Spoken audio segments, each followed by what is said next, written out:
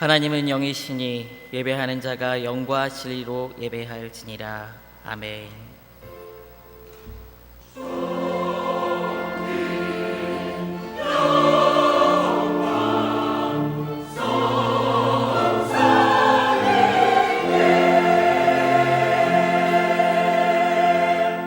여호와는 마음이 상한 자에게 가까이 하시고 중심에 통회하는 자를 구원하신도다라고 말씀하셨습니다. 지금 이 시간 성령께서 깨닫게 해주시는 대로 우리 각자의 죄악과 잘못을 진실하고 간절한 마음으로 회개하는 기도를 드리도록 하겠습니다. 다 같이 통성으로 기도하겠습니다. 은혜가 풍성하신 하나님 아버지 감사합니다. 주의 존전에 나와 오늘도 우리가 예배하게 하시고 하나님 바라보게 하심에 감사드립니다. 주님께서 아들 예수 그리스도를 이 세상에 보내시고 십자가에 달려 죽이심으로 또 부활하심으로 말미암아 우리를 구원하시고 의롭다 하셨음에도 불구하고 우리의 죄된 본성으로 말미암아 지은 수많은 죄악들이 있습니다. 더러움과 탐욕과 악함과 시기와 분냄과 주님께서 기뻐하시지 않은 온갖 삶의 모습으로 하나님의 영광을 가려왔던 우리의 죄를 용서하여 주시고 이 시간 영과 진리로 주님만을 예배할 수 있는 믿음의 자녀로 주께 나가기를 소원하오니 주님께서 은혜 부어 주시옵소서. 만일 우리가 우리의 죄를 자백하면 저는 미쁘시고 의로우사 우리 죄를 사하시며 모든 불의에서 우리를 깨끗하게 하실 것이요 은혜가 풍성하신 하나님 아버지 죄인된 우리를 사랑하셔서 아들 예수 그리스도를 이 땅 위에 보내시고 십자가에 달려 죽이심으로 우리를 의롭다 칭해 주심을 감사드립니다. 또 그 은혜로 주님 앞에 이 시간 서게 하심을 감사드립니다. 그러나 주님의 영광을 위해 살아간다고 하면서도 우리의 연약함과 악함으로 지은 많은 죄악이 있음을 이 시간 고백합니다. 우리를 불쌍히 여기시사 사죄의 은총을 허락하여 주시고 거룩함과 진실함으로 오직 주님께만 예배하는 복된 시간이 되도록 인도하여 주시옵소서. 감사드리오며 우리 주 예수 그리스도의 이름으로 기도드립니다. 아멘. 전능하사 천지를 만드신 하나님 아버지를 내가 믿사오며 그 외아들 우리 주 예수 그리스도를 믿사오니 이는 성령으로 잉태하사 동정녀 마리에게 나시고 본디오 빌라도에게 고난을 받으사 십자가에 못 박혀 죽으시고 장사한 지 4일 만에 죽은 자 가운데서 다시 살아나시며 하늘에 오르사 전능하신 하나님 우편에 앉아 계시다가 저리로서 산자와 죽은 자를 심판하러 오시리라. 성령을 믿사오며 거룩한 공예와 성도가 서로 교통하는 것과 죄를 사하여 주시는 것과 몸이 다시 사는 것과 영원히 사는 것을 믿사옵나이다. 아멘.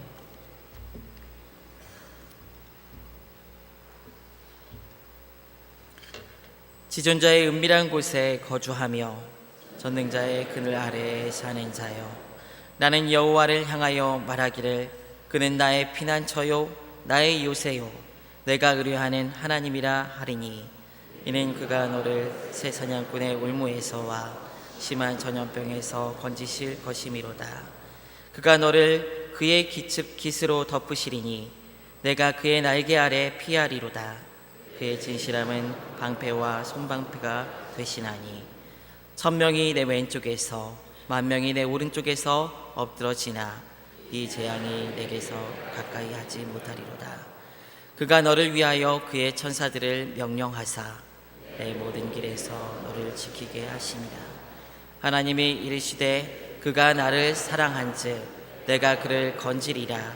그가 내 이름을 안즉 내가 그를 높이리라. 아멘.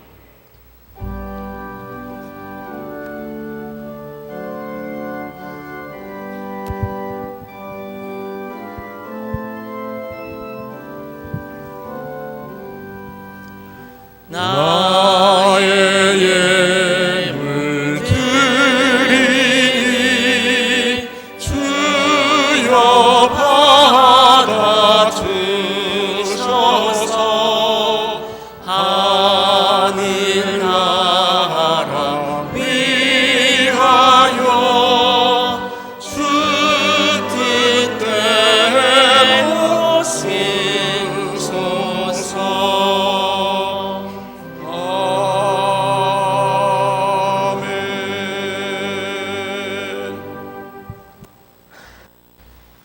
전능하신 하나님 우리 아버지, 이 시간에 구원한 우리를 하나님 앞에 나와 예배드릴 수 있도록 불러주시니 감사합니다.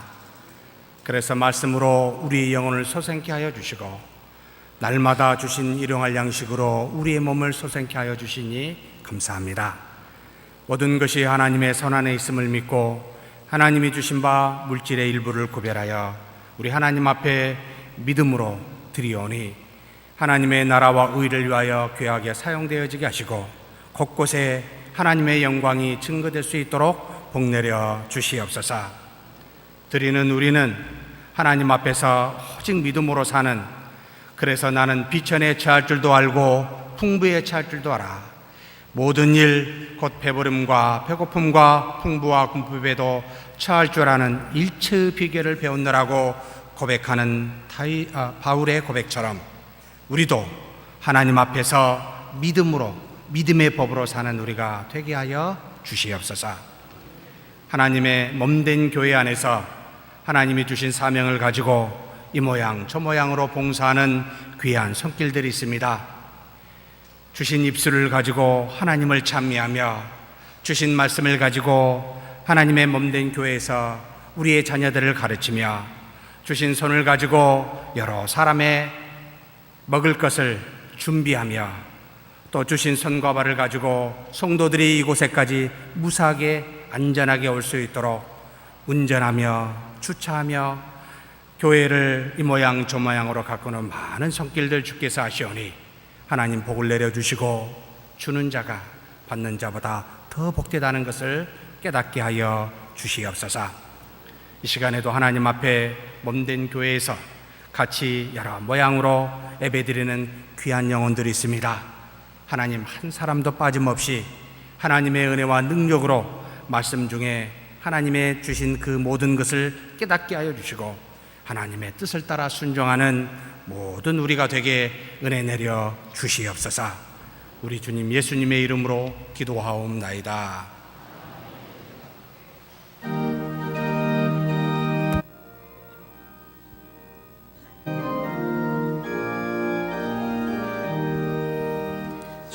지금까지 지내온 것 주의 크신 은혜라, 아니 없는 주의 사랑 어찌 말하랴. 자나깨나 주의 손이 항상 살펴주시고 모든 일 주 안에서 형통하게 하시네. 몸도 마음도 연약하나 새 힘 받아 살았네. 물 붓듯이 부으시는 주의 은혜 족하다.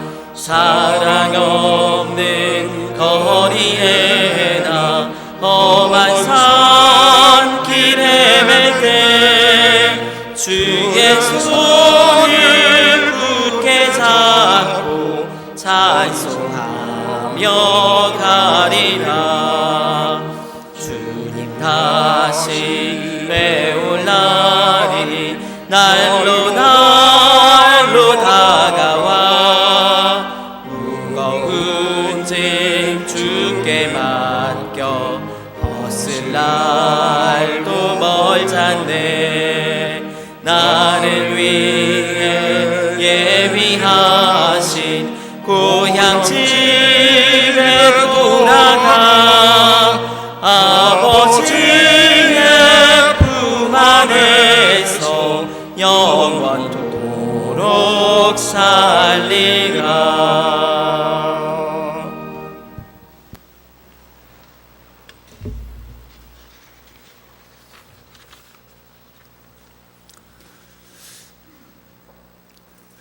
자비로운 하나님 아버지, 주님의 거룩함과 존귀하심을 주님 앞에 경배와 감사를 올립니다. 죄로 말미암아 절망과 좌절과 고통 속에서 몸부림치며 멸망을 받아야 했던 저희를 크신 은총과 사랑으로 구원하여 주시고 하나님의 백성으로 삼아주셔서 기쁨과 감사의 삶을 살도록 인도해 주신 주님의 귀한 은혜를 이 시간 진심으로 감사를 드립니다. 오늘 9월 둘째 주 예배에 참석한 모든 성도들이 온 마음과 정성으로 예배하게 하시고 육신의 병으로 고통당하는 성도에게 건강과 힘을 주시고 믿음이 부족한 성도에게는 굳세고 담대한 믿음을 주시옵소서. 지난 한 주간 세상과 어울려 살아가는 동안 주님의 말씀에 의한 삶으로 주님 기뻐하시는 삶으로 살지 못했던 순간순간이 많이 있었음을 고백합니다. 저희들의 허물을 용서하시고 더러워진 우리 모두의 심령을 주님께서 흘리신 십자가 보혈로 깨끗게 씻어 주시어 정결케 하시옵소서. 주님의 이름을 부르는 나약한 저희들에게 힘을 주시옵소서. 후반기 대신방이 계속됩니다. 각 가정의 기도 제목을 아시오니 주님의 은혜 가운데 주님의 뜻이 이루어지게 하시옵소서. 또한 예수님의 길을 예비하려 광야에서 유치던 세례요한처럼 이제 다시 오실 주님을 올바르고 당당함으로 위칠 수 있는 교회 되게 하옵소서. 주님의 사명인 선교의 몫을 성실하게 실천하도록 124년 전에 선교사들에 의해 세워주신 귀한 제단이오니 주님의 역사가 이루어지는 교회 되게 하여 주시옵소서. 이 교회가 주님의 몸으로서 합당한 교회로 꿋꿋이 설 수 있게 인도하여 주시옵소서. 사랑의 하나님, 주님의 교회를 든든히 세우려고 몸부림치는 일꾼들을 기억하시고 저들의 헌신을 통해서 진리의 빛을 더욱 드러낼 수 있는 교회가 되게 하여 주옵소서. 주는 그리스도시요 살아계신 하나님의 아들이시라는 베드로의 고백이 우리의 영원한 고백이 되게 하시고 늘 깨어 기도하게 하시며 포도나무에 붙은 가지처럼 하나님으로부터 공급되는 하나님의 사랑과 권능으로 살아가게 하여 주시옵소서. 무더웠던 여름이 가고 한 해의 열매를 수확하는 가을의 계절이 왔습니다. 포도나무에서 무화과 열매를 기대할 수 없듯 때에 따라 알맞은 노동의 대가를 주셨고 저희가 원하는 것들이 그토록 바라던 결실로 설사 나타나지 못한다고 하더라도 주님이 정한 특별한 목적과 이치를 깨달을 수 있는 기로 삼게 하시옵소서. 전능하신 하나님 아버지, 교회 학교를 위해 기도합니다. 자라나는 아이들이 불신으로 가득 찬 세상의 문화에 물들지 않게 하시고 충성스럽고 진실된 하나님의 자녀들로 자랄 수 있는 환경을 열어주옵시며 어릴 때부터 주를 찬양하고 기뻐하게 하여 주시옵소서. 이를 위해 온 교인이 기도하며 정신적으로 물적으로 헌신할 수 있도록 축복하여 주시옵기를 원합니다. 하루속히 주님의 자녀들이 돌아와 어려움 없이 하나님의 말씀대로 양육됨으로 주님 아래서 살아가는 일이 무엇보다 값진 삶인 깨닫게 인도하여 주시옵기를 간절히 기도합니다. 이 시간 김석호 목사님을 말씀 들고 단위에 세우실 때 생명의 말씀으로 증거할 수 있도록 인도하여 주시며 그 말씀이 성도들의 마음밭에 새겨져 세상에 나가 말씀으로 무기 삼아 승리하는 삶을 살 수 있도록 축복하여 주시옵소서. 이 시간 예배를 돕는 모든 손길을 기억하시고 주님의 몸된 교회에 몸을 바쳐 충성할 때마다 하늘의 신령한 은혜를 맛보게 하시며 이 땅에 사는 동안 인생의 최대의 행복과 기쁨과 즐거움이 되게 하여 주시옵소서. 오늘 또 찬양으로 영광 돌리는 할렐루야 성가대 지휘자로부터 반주 성가대원에게 이르기까지 하나님이 함께하사 축복해 주시며 주를 위해 마음 바쳐 헌신하며 영광 돌리게 하옵소서. 예배의 시종을 주님께 맡기오며 이 모든 말씀 예수님의 이름으로 간절히 기도드렸습니다. 아멘.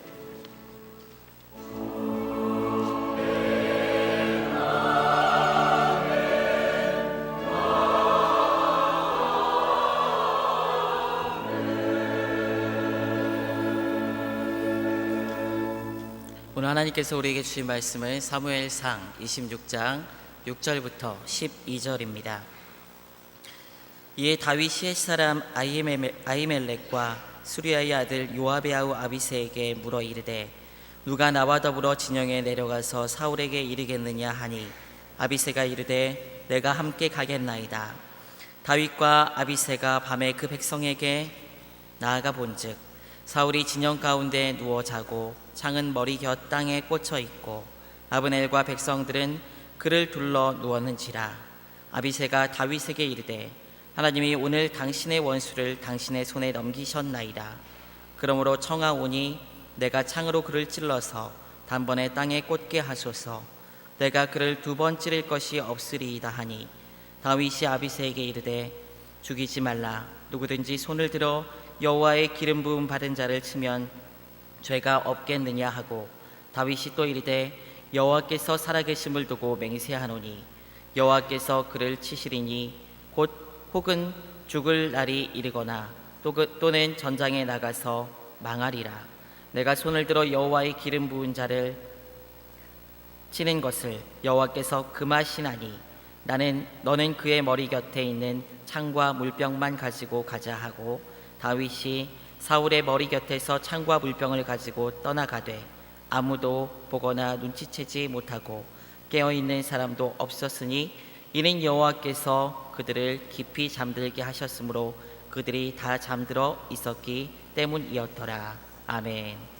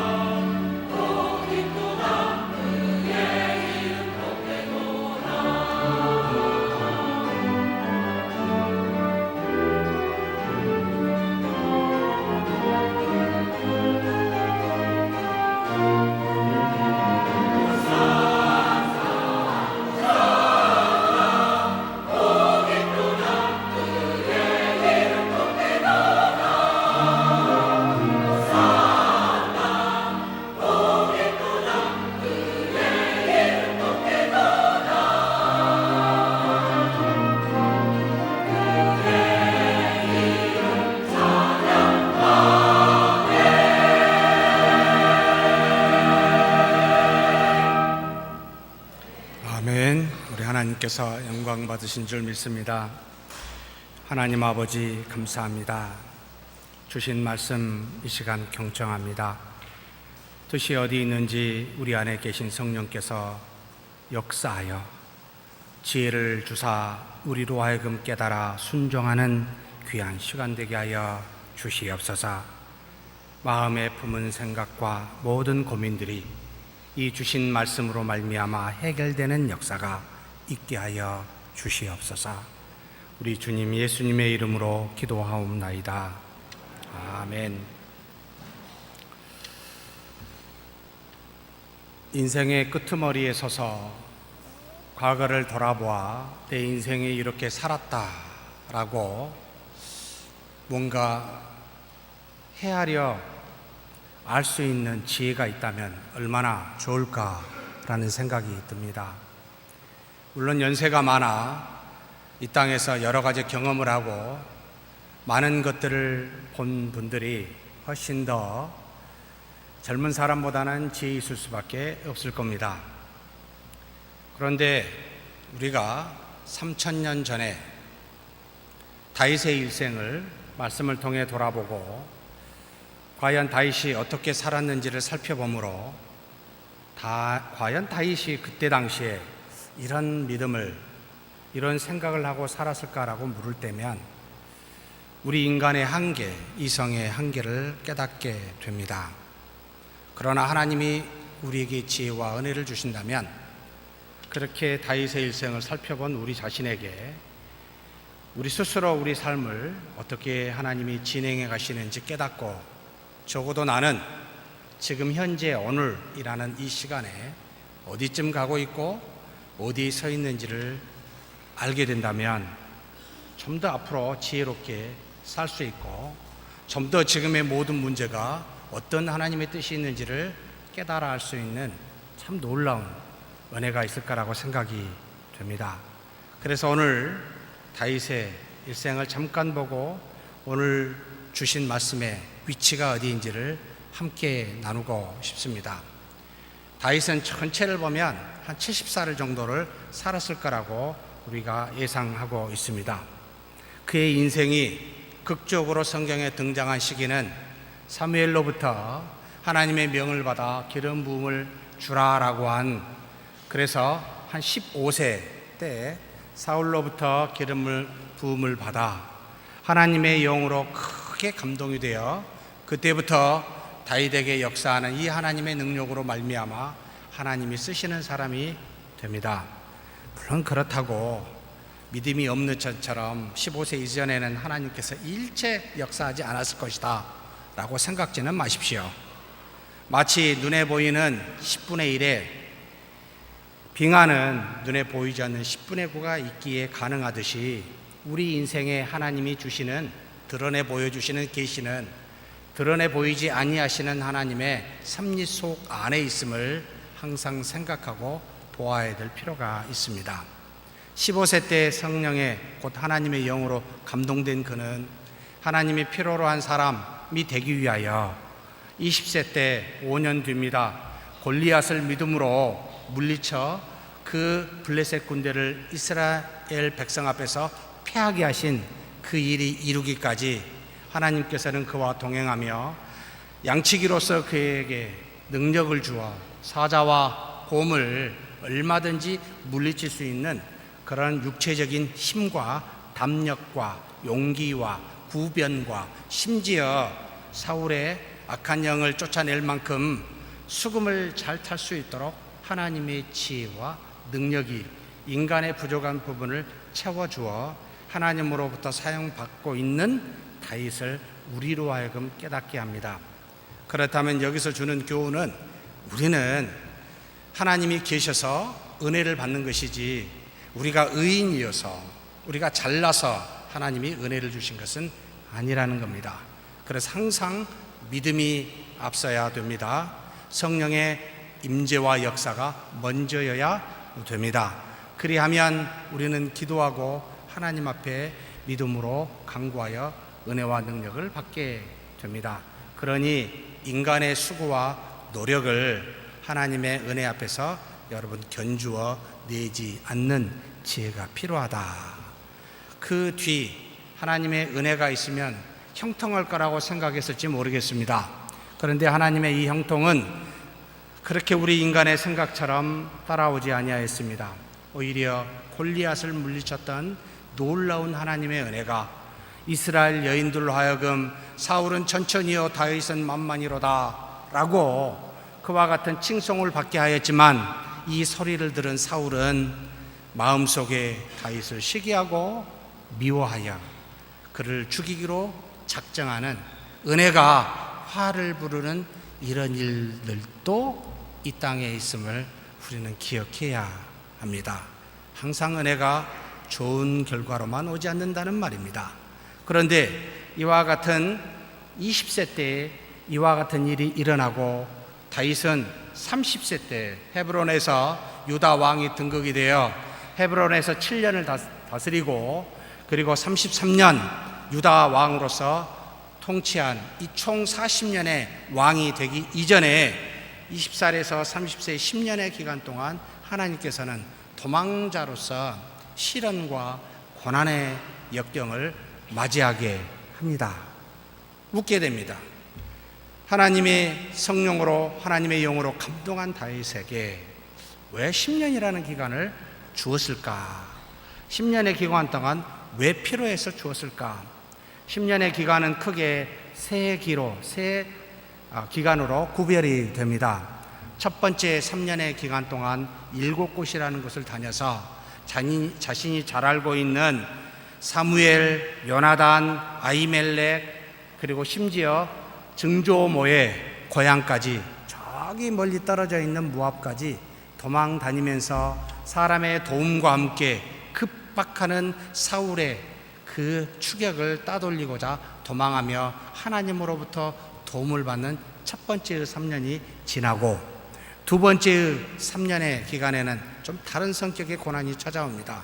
하나님께서 당신의 종 갓을 이 모압 땅에 있는 다윗에게 보내어 내 고향 유다로 돌아가라 라고 말씀하고 난 다음에 이 말에 순종하여 돌아온 다윗은 무려 또 유다 땅에서 대부분의 광야 또는 황무지에서 약 3년 7군데를 거쳐 있으므로 유다의 자신의 고향의 척박한 땅에서 자신이 사랑하는 백성의 밀고와 배반을 맛보며 고향 땅에서의 고난을 3년 동안 다시 한번 맞이하게 됩니다.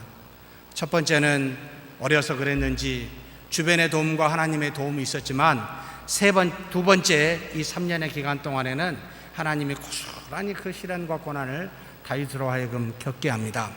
그리고 나머지 4년째는 도저히 더 이상 고향 땅에, 이 자신의 나라의 유다 땅에 있을 수가 없어서 다시 블레셋으로 도망을 가 가드에 있는 아기스 왕에게 자신이 망명함을 호소하고 시글락이라고 하는 곳에서 총 합하여 4년의 기간을 망명자로서 보낼 때, 다윗의 명성을 듣고 수많은 잃어버린, 고통받는, 수많은 아픔을 당한 사람들이 다윗에게 나와 무려 자신의 군사만 600명이요 친지들까지 가족까지 다 따지면 2000명이 넘는 무리를 형성하는, 그래서 하나님의 그 어떤 일을 행할 만한 존재가 되는 그와 같은 시련의 기간이 세 번째 오게 됩니다.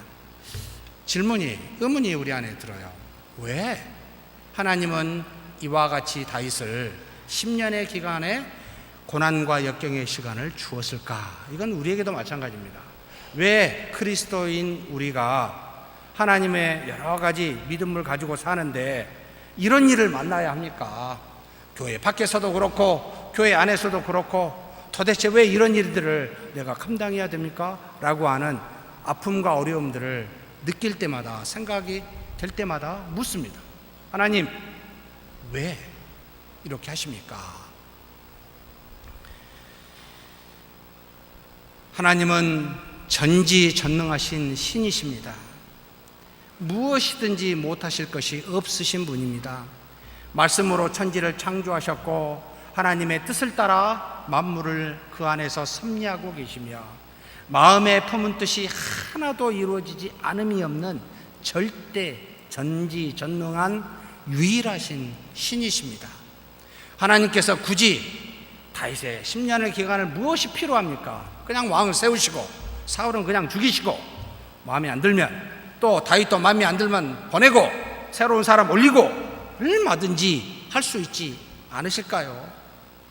어찌하여 아무것도 역사하지 않는 것처럼, 아니 없으신 것처럼, 이 땅에 전혀 존재하지 않은 것처럼 그대로 있는 이 기간 도대체 뭡니까? 라고 우리 속에서 사실 탄식이 나오는 경우들이 종종 있습니다. 10년의 기간을 다윗에게 주어 무엇을 바라고 원하시는 걸까? 우리에게 어려움과 아픔과 고난을 주어 원치 않는 일을 맞이하여 우리 교회도 15, 16년 기간 동안 참 아파왔습니다. 후유증이 아직까지 있습니다. 누가 이걸 원했겠습니까? 그런데 어찌하여 이런 어려움과 환난을 우리에게 주시나이까? 라고 지금 여기 앉아 계신 우리 권사님들, 장로님들 얼마나 기도하셨습니까? 과연 무엇하고 하나님이 우리에게 말씀하고 있는 것일까요? 사랑하는 성도 여러분, 반드시 이것을 기억하셔야 됩니다. 하나님의 나라는 다가올 저 완성될 나라 분명하게 완성이 되지만, 그러나 완성되기 전에, 이 완성이 땅에서 이루어지기 전에 하나님께서 이 땅에서도 그 나라가 구현되기를 바라시고 원하셨기 때문이라는 겁니다. 하나님의 나라는 하늘의 것과 땅의 것이 통일되는 에베소서 1장 10절의 말씀과 같이 서로 연합하여 하나가 되는 것이 궁극적인 목적이었습니다. 하나님은 하나님대로 계시는 것이 아니라, 피조물인 우리는 우리대로 사는 것이 아니라, 전지전능하신 하나님이 죄악된 인간에게 오사 그냥 오실 수가 없어 그냥 만나게 되면 죽을까봐 당신의 사랑하는 아들 주 예수 그리스도를 십자가에 못 박혀 속량하여 주시고, 그런 우리를 하나님의 아들로 받아들여 우리 안에 하나님이신 성령과 연합하여 하늘의 것과 땅의 것이 함께 구현되기를 바라셨기 때문에 하나님은 우리 눈높이에 낮아져서 우리의 걸음걸이와 같이 그렇게 슬로우하게 천천히 걸어가시는 하나님이셨습니다. 전지전능하심에도 불구하고 그 전지전능함을 사용하지 아니하시고 우리를 위하여 우리와 같이 낮아지사 우리와 더불어 동행하는, 연합하는 것이 곧 하나님의 나라이기에 그것을 가르쳐주기 위하여 하나님은 당신의 전지전능을 사용하지 아니하셨습니다.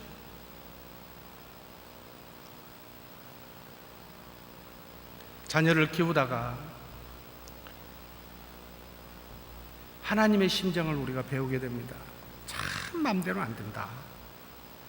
어떻게 하나님도 마음대로 안 될까라고 나를 보면 그런 생각하실까나. 참고 인내하며 긍휼하신 하나님이라는 표현을 할 때마다 나야 능력이 없으니까 그렇다 치지만 전지전능하신 하나님은 그걸 사용치 아니하시고 참으십니다. 내가 하나님의 나라를 구현할 때까지, 믿음으로 하나님과 더불어 연합할 때까지 나와 더불어 동행하며 내 걸음걸이에 맞추고 계십니다. 그래서 시간이 걸리는 가르침으로 인도하시며 하나님의 뜻이 무엇인지를 알고 자발적인 순종으로 연합하시기를 원하시면서 그렇게 참고 지금도 계십니다. 하나님의 나라는 단번에 능력으로 성취되어야 하는 것이 아니라 하늘의 것과 땅의 것을 하나로 영원히 연합하여 함께 동행하여 함께 감으로 말미암아 이 땅에서도 하나님의 백성이 하나님의 말씀을 따라 순종하여 지속적으로 하나님과 연합을 이루도록, 그것을 위하여 하나님은 우리와 같이 참고 동행하고 계십니다. 이것이 하나님께서 이스라엘 백성이 그토록 요구했던 왕의 제도를 허락한 이유였습니다. 왕의 제도가 너희에게 좋지 않음을 알면서도 하나님께서는 그것을 허락한 이유가 가르치기 위하여, 함께 아파하기 위하여, 또 다윗을 10년의 기간 동안 고난의 연단을 시키신 이유도 동일합니다. 하나님을 알라는 거였습니다. 하나님과 연합하라는 거였습니다.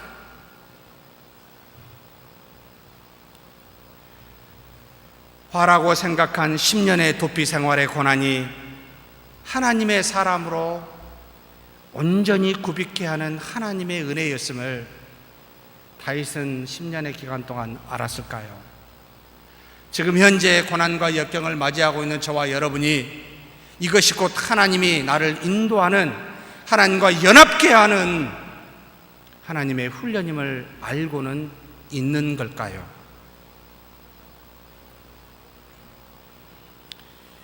다윗이 이스라엘의 왕으로 하나님의 뜻을 따라 통치하기 위한 40년의 기간을 생각하고 다윗은 몰랐을 겁니다. 하나님은 미리부터 다윗을 10년의 환난을 통하여 훈련시키고 계십니다. 우리의 목적은, 사랑하는 성도 여러분, 여기가 아니기 때문에 그렇습니다. 저기이기 때문에 그렇습니다. 그러나 그날이 오기까지 여기서는 하나님의 그 나라를 구현하여 더 공고한 믿음으로 연합시키는 일을 하나님이 스스로 우리와 더불어 지금 행하고 계십니다. 그래서 야고보서 1장 2절 4절에 이와 같이 말씀하십니다. 내 형제들아, 너희가 여러 가지 시험을 당하거든 온전히 기쁘게 여기라. 이는 너희 믿음의 시련이 인내를 만들어내는 줄 너희가 알미라. 인내를 온전히 이루라. 이는 너희로 온전하고 구비하여 조금도 부족함이 없게 하려 함이라. 부족한 우리를 구비시키고 계십니다. 죄를 통하여, 아픔과 시련을 통하여 구비케 하고 계십니다. 우리가 자만하여 교만하니까 쳐서 너를 낮추시고 우리를 낮추시고 하나님을 높이도록, 그래서 우리는 10수년간 그와 같이 고난과 역경을 맞이한지도 모르겠습니다. 제발 높아지지 마십시다. 제발 교회를 높이지 마십시다. 하나님 한 분 외에는 높아질 것이 아무것도 없습니다. 그러니 어떤 상황에서도 우리는 하나님 한 분만 높이는 우리 모두가 되어야 합니다. 10년의 고난은 40년간의 이스라엘 통치 동안 숱한 주변 국가들로부터의 전쟁들을, 그리고 무려 자신의 아들 압살롬과 아도니아로부터 2번의 배반, 모반의 일들을 겪고도 그 역경을 이기게 하는, 미리 하나님께서 훈련시키시는 깊은 뜻이 이 다윗은 알았을까요? 한참 뒤에 아는 겁니다. 우리는 마치 우리가 성인이 되기 전에 어렸을 때 우리의 자녀를 교육시키듯이 말입니다. 자녀는 그 교육이 힘들고 어렵고 고통스럽게만 한다고 생각을 하지만 나중에 다 커서 어른이 되어 자녀를 키워본 우리는 부모의 심정을 그때야 합니다. 참 어리석은 우리입니다. 하나님께서는 이 세상 누구든지 마음대로 쓰실 수 있는 전지전능하신 분이시지만 그 능력을 마음대로 사용하시지 않습니다. 그래서 그분을 사랑이라고 부릅니다. 그래서 그분 앞에 머리가 숙여집니다. 전지전능함 때문이 아니라 사용하시지 않는 사랑 때문에 그렇습니다. 하나님은 우리가 모두 하나님의 찬송이 되시기를 원하셨습니다. 그래서 그 대가로 우리에게 하나님의 놀라우신 은혜와 능력 주시기를 원하셨습니다. 하나님은 우리와 동역하며 사역하시는 길을 그래서 택하셨습니다. 연합하여 동행한 우리에게 부족한 부분이 있을 시에는 다윗에게 지혜와 능력으로 그 부분을 채워 하나님의 뜻을 나타내게 하셨고, 또 우리의 부패한 자질과 죄악이 있을 때는 하나님이 다윗을 10년의 기간 동안 훈련시키듯이 고난을 통하여 훈련함으로 그 죄를 그치게 하는 놀라운 역사가 그 안에 있었습니다. 그래서 전부가 다 뭐라고 해야 되겠습니까? 하나님의 은혜로다. 지혜와 능력만이 하나님의 은혜가 아니라 우리에게 주는 고난과 역경도 고통도 하나님의 은혜입니다.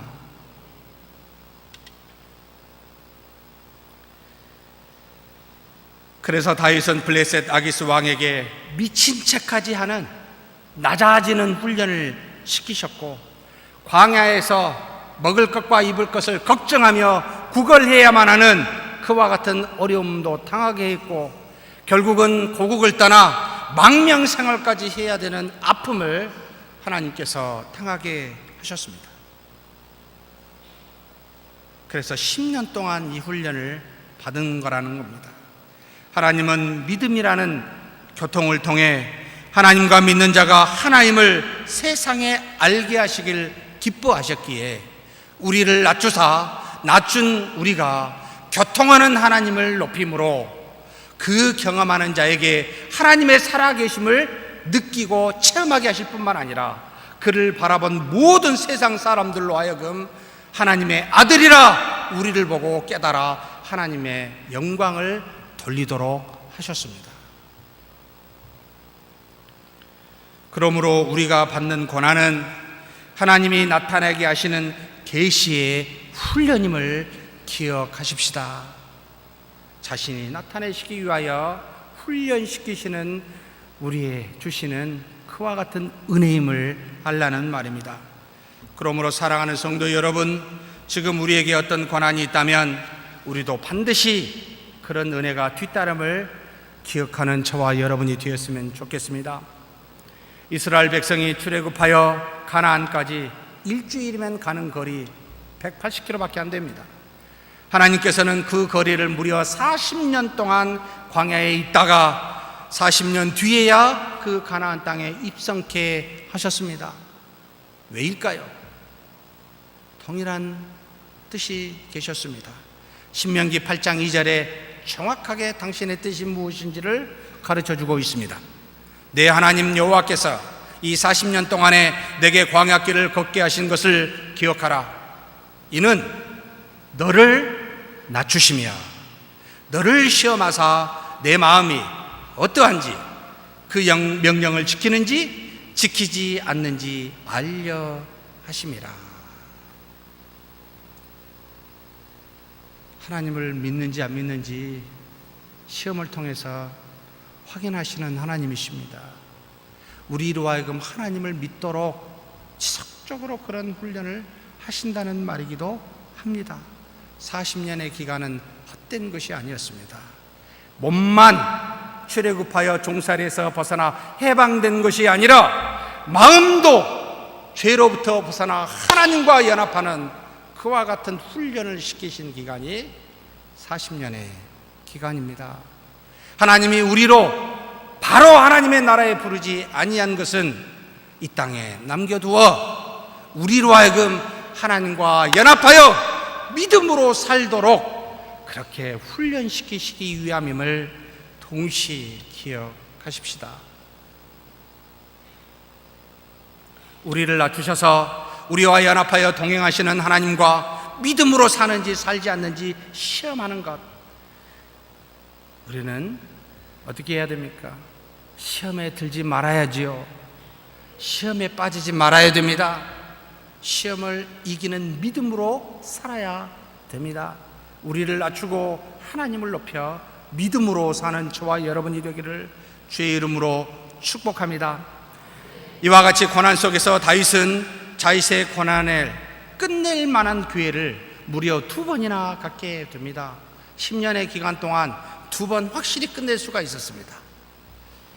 첫 번째는 다윗이 엔게디, 두 번째 기간의 시험이었습니다. 엔게디 광야의 굴 속에 숨어 있을 때 사울이 뒤가 마려워 굴 속에 들어갔는데 그곳에 다윗과 일행이 숨어 있는 것을 알지 못했습니다.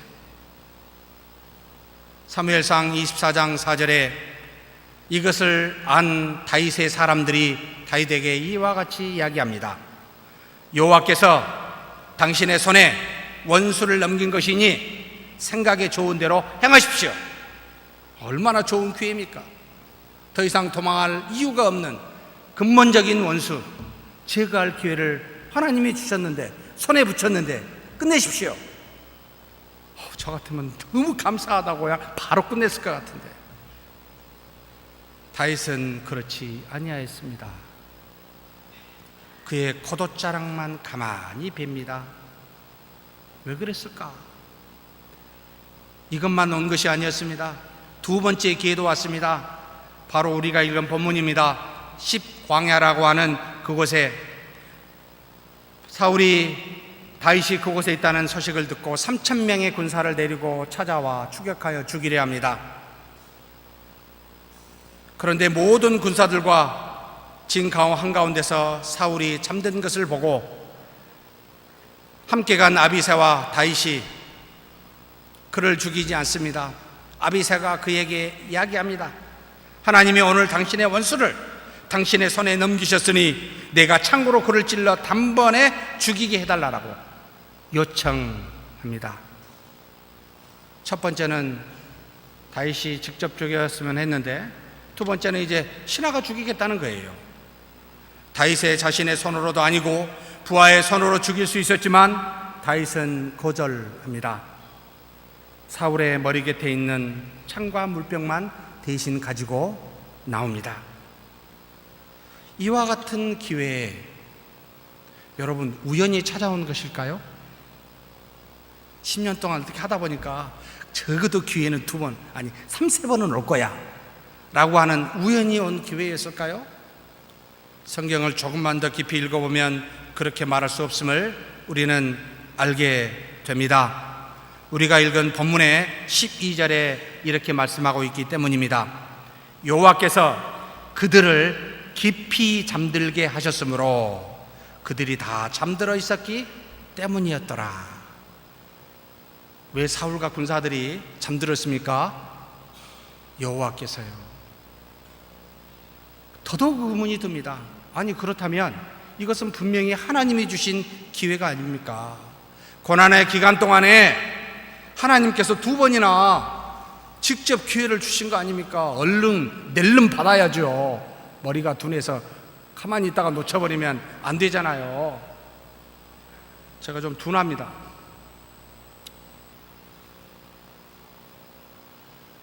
여러분이라면 어떻게 하시겠습니까?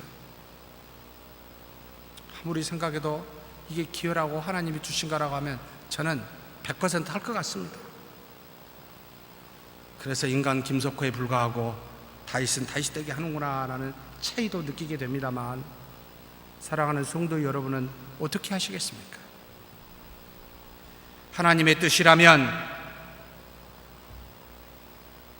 하나님만 의지하고 있는지 아니면 주변 환경적인 조건이나 사람을 의지하고 있는지 우리는 하나님께서 이와 같은 것으로 시험하고 있음을 알라라는 말입니다.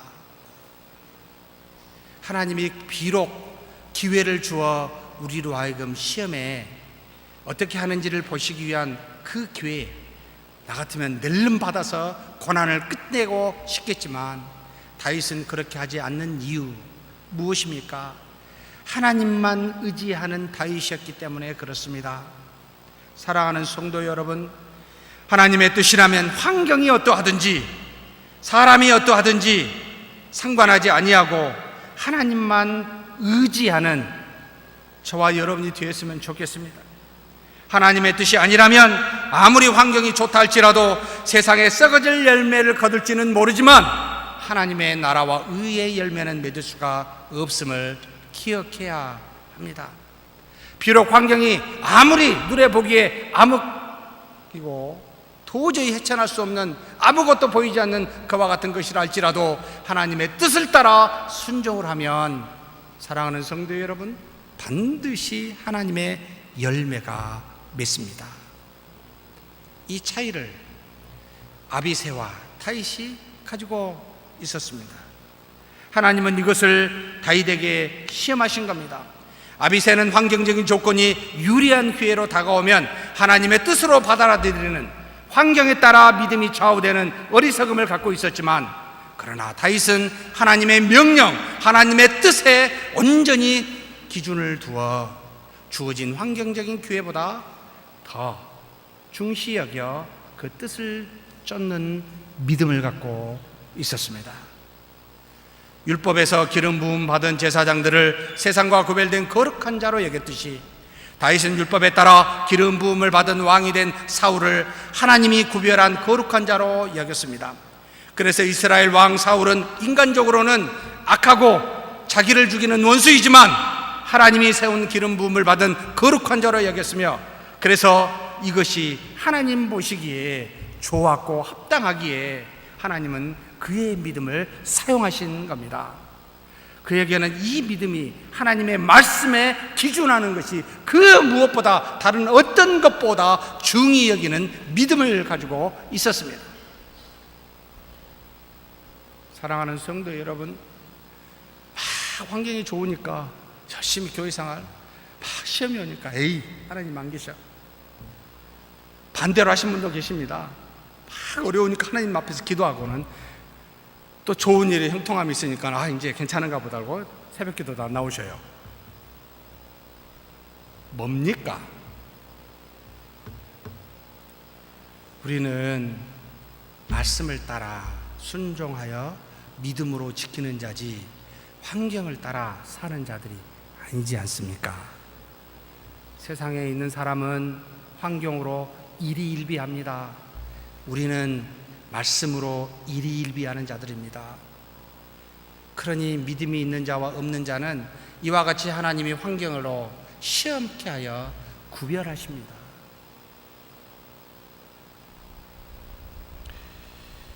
사람의 생각이 아니라 하나님의 뜻으로 모든 것을 판단하는 다윗이었기에 사울의 옷자락만 배워도 어찌했습니까? 마음에 찔릴 만큼 하나님의 말씀을 중시 여겼고 그의 뜻을 따라 살려고 발버둥치는 다윗이었습니다. 이런 믿음을 갖는 저와 여러분이 되었으면 좋겠습니다. 성경에 이런 하나님의 시험이 다윗에게만 있는 것이 아니라는 것을 보여주고 있습니다. 아브람과 욥도 여기에 해당이 되었습니다. 하나님이 늦지막에 주신 아들 이삭을 다시 하나님이 지시할 땅에 가서 산에 가서 바치라 하라고 명령하는 시험하시는 일이 나타납니다. 여러분, 하나님이 주신 아들입니다. 그것도 내가 원한 게 아니고 하나님이 약속한 겁니다. 그냥. 근데 다시 달라는 겁니다. 어떻게 했습니까? 이삭이 번제할 어린 양이 어디 있냐고 물을 때 창세기 22장 8절입니다. 아브라함의 믿음이 여기에 나타나 있습니다. 아브라함이 이르되 내 아들아 번제할 어린 양은 하나님이 자기를 위하여 친히 준비하시리라 하고 두 사람이 함께 나아가서 전적으로 하나님만 믿고 있습니다. 알아서 하실 것이다. 하나님께서는 믿음으로 순종하는 그에게 큰 복을 주어 내 씨가 하늘의 별과 같고 바닷가의 모래 같을 것이라고 이야기합니다. 한 아들 주신 아들인데 그걸 바치는 이 아브라함에게 하늘의 별과 바다의 모래 같은 아들로 복을 주시겠다고, 오히려 시험이 변하여 뭐가요? 복이 되는 일들이 일어나게 됩니다. 하나님 앞에 믿음을 드러내면 하나님은 그 믿음을 사용하사 하나님의 뜻을 성취시키는 놀라운 도구로 사용하고 계십니다. 욥은 어찌했습니까? 어느 날 갑자기 아들 7과 딸 3이 집이 무너져 강풍이 불어 죽어버립니다. 이런 환난을 당한 분 계십니까? 없지요. 물론 아파트에 사니까 무너질 일도 없고, 어느 날 갑자기 모든 가지고 있는 재산이 전부 다 탈취를 당하게 됩니다. 뿐만 아닙니다. 건강한 자기 몸이 종기가 생겨 고통스럽게 죄를 바르고 눕고 있는 그와 같은 상황으로 변화되었을 때 이 욥이 뭐라고 하나님 앞에 고백한가요? 욥기 1장 21절 말씀에 이와 같은 표현을 하고 있습니다. 이르되 내가 모태에서 알몸으로 나왔사온즉 또한 알몸이 그리로 돌아가올지라. 주신 이도 여호와시요 거두신 이도 여호와이시니 여호와의 이름이 찬송을 받으실지니이다. 사랑하는 성도 여러분, 이 땅에 살면서 일희일비 안 했으면 좋겠습니다. 전부 하나님의 손 안에 있음을 믿으십니까? 이것이 믿음입니다. 환경에 좌우되는 것이 아니라 살아계신 하나님이 지금도 역사하고 계심을 믿는 이 믿음으로 좌우되어야 합니다. 아브라함이나 욥은 주신 축복을 빼앗는 방식으로 하나님께서 시험하셨습니다. 거두시는 방식입니다. 그런데 다윗은 고난을 벗어날 수 있는 유혹의 방식으로 시험하셨습니다. 뭔가 주시는 방식으로 시험합니다. 우리가 일생 동안 살면서 주신 것을 빼앗으며 시험하시고 없을 때 뭔가를 주심으로 시험하신다는 말입니다. 무엇이 더 어려울까요? 저는 아무리 생각해도 주시는 방식이 더 어려운 것 같아요. 뭔가 뺏어가면 그래도 하나님 앞에 나가 막 기도할 텐데 막 줘버리면은 기도를 안 할 것 같아요.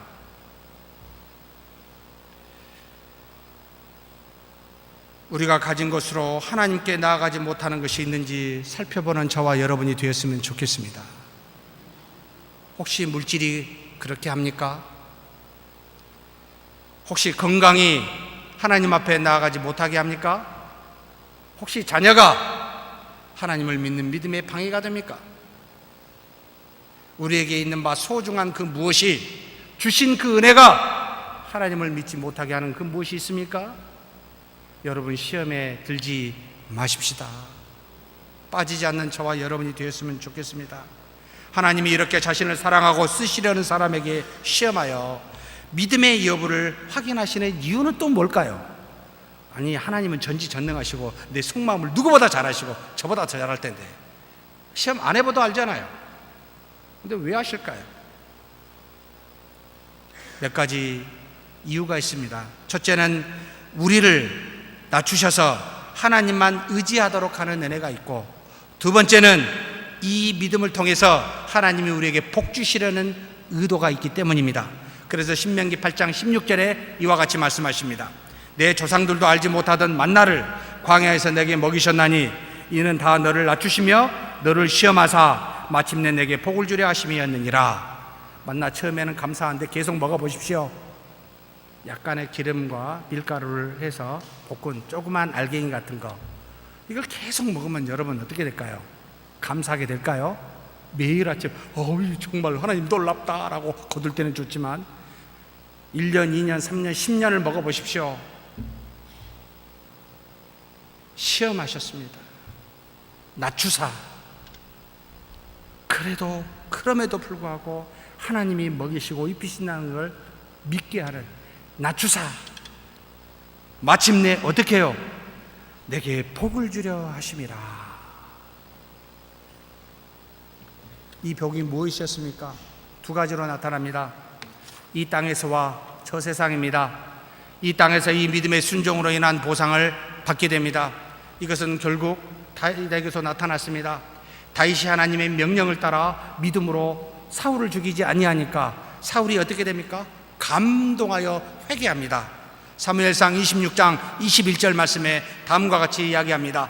사울이 이르되 내가 범죄하였도다. 내 아들 다윗아 돌아오라. 내가 오늘 내 생명을 귀하게 여겼은즉 내가 다시는 너를 해하려 하지 아니하리라.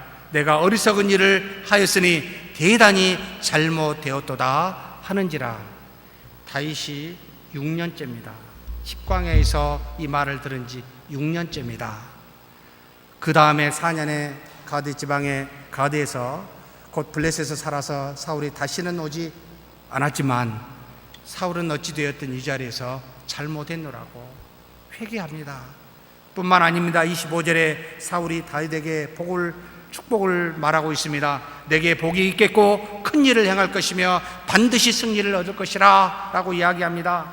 이 일은 어떻게 성취됩니까? 결국 수많은 이스라엘 백성을 감동케 하고 그 후에 이때부터 약 한참 뒤입니다. 아브넬을 통하여 사울의 군대장관입니다. 그리고 수많은 이스라엘 백성이 스스로 다윗에게 와서 우리의 왕이 되어 주옵소서라고 말하는, 사람을 감동시키는 놀라운 능력이 믿음의 시련을 이긴 자에게 이 땅에서 주시는 복이었습니다. 하늘에 상급도 있다고 두 번째 이야기합니다. 베드로전서 1장 6절 7절 말씀입니다. 그러므로 너희가 이제 여러 가지 시험으로 말미암아 잠깐 근심하게 되지 않을 수 없으나 오히려 크게 기뻐하는도다. 너희 믿음의 확실함은 불로 연단하여도 없어질 것보다 더 귀하여 예수 그리스도께서 나타나실 때에 무엇을 얻게 한다고요? 칭찬과 영광과 존귀를 얻게 한다. 시험을 이기는 자에게요. 이 땅에서나 저 세상에서 복 주시려고 시험 주신다는 말입니다. 그러니 시험에 빠지지 않아야 되겠잖아요. 이겨야 되잖아요. 믿음으로. 이처럼 다윗이 시험을 이기는 본질적인 믿음, 도대체 어디에 근거하고 있겠습니까?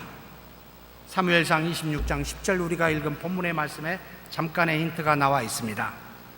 다윗이 또 이르되, 같이 한번 읽겠습니다. 다윗이 또 이르되 여호와께서 살아계심을 두고 맹세하노니 여호와께서 그를 치시리니 혹은 죽을 날이 이르거나 또는 전장에 나가서 망하리라.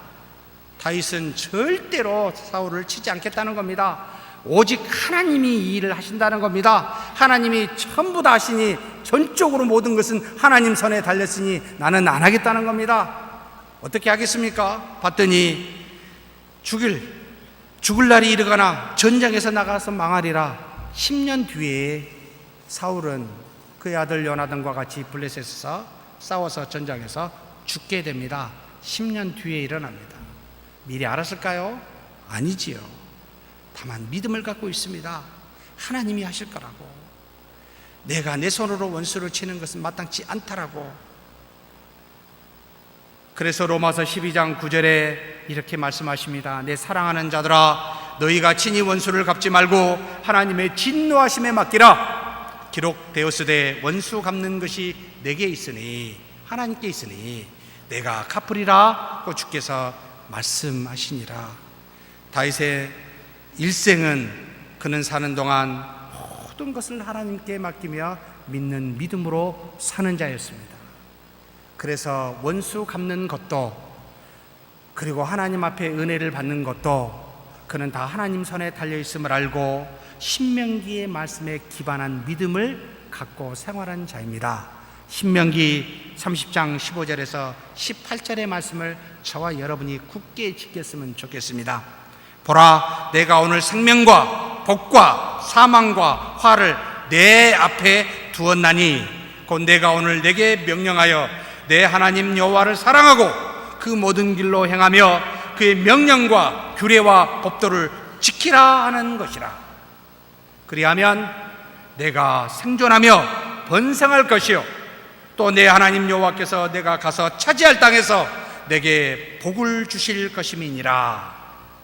그러나 내가 만일 마음을 돌이켜 듣지 아니하고 유혹을 받아 다른 신들에게 절하고 그를 섬기면 내가 오늘 너희에게 선언하노니 너희가 반드시 망할 것이라.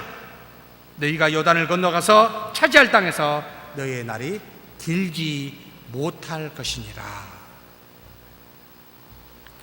사랑하는 성도 여러분, 복과 화는 하나님 손안에 달려 있습니다. 그런데 우리의 믿음에 따라 좌우됩니다. 그래서 이 땅에 살면서 하나님이 주신 말씀에 순종하는, 그렇게 믿음으로 사는 저와 여러분이 되기를 주의 이름으로 축복합니다. 하나님 아버지 감사합니다.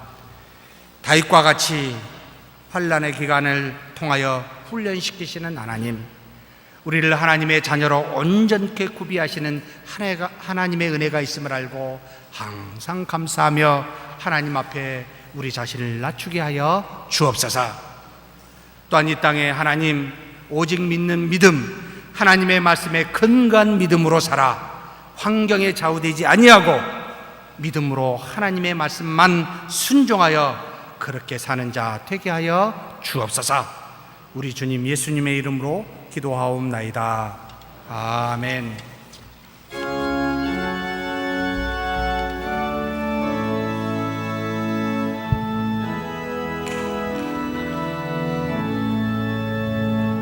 하늘에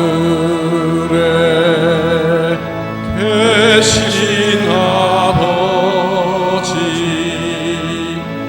이름 거룩하사 주님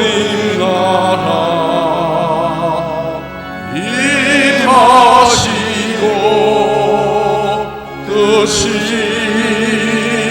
이루어지다.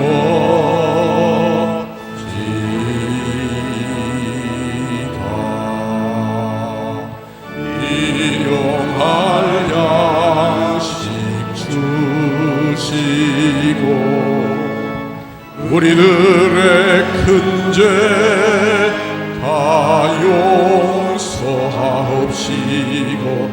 또 시험에 들게 마시고 악에서 구원하소서. 내게 주의 나라 주의 권세 주의 영광 영원히